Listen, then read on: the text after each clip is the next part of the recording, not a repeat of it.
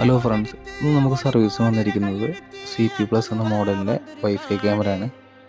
അപ്പോൾ ഇതിൻ്റെ കംപ്ലൈൻറ്റ് എന്താണെന്ന് വെച്ചാൽ, കസ്റ്റമറെ കയ്യിൽ നിന്ന് താഴോട്ട് വീണതിന് ശേഷം വർക്ക് ചെയ്യുന്നില്ല. അതുവരെ അത് കറക്റ്റായിട്ട് വർക്ക് ചെയ്തിരുന്നു. അങ്ങനെ ആണ് നമുക്ക് കയ്യിലേക്ക് വന്നത്.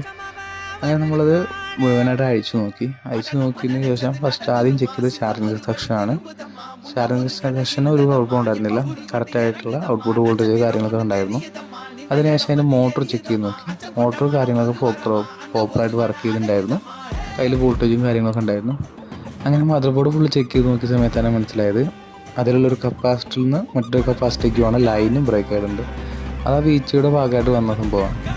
അങ്ങനെ ആ കപ്പാസിറ്ററിൽ നിന്നുള്ള ലൈന് കാര്യങ്ങളൊക്കെ സെറ്റാക്കിയപ്പോൾ ആ ഡിവൈസ് ചാർജിങ് ഇട്ട് ചെക്ക് ചെയ്തു. അപ്പോൾ ചാർജ് കയറുന്നുണ്ട്. അതേമാതിരി അതിൻ്റെ മോട്ടോർ കാര്യങ്ങൾ വർക്ക് ചെയ്യുന്നുണ്ട്. നിങ്ങളുടെ അടുത്തുള്ള ഇതുപോലത്തെ ക്യാമറകളൊക്കെ ഉണ്ടെന്നുണ്ടെങ്കിൽ താഴെ വീഴുക ചെറിയ ഡാമേജ് പറ്റുകയാണെന്നുണ്ടെങ്കിൽ മാക്സിമം റിപ്പയർ ചെയ്യാൻ ശ്രമിക്കുക. ചെറിയ വിലയേ ഉണ്ടാവുള്ളൂ റിപ്പയർ ചെയ്യുന്ന സമയത്ത്. പക്ഷേ നിങ്ങൾ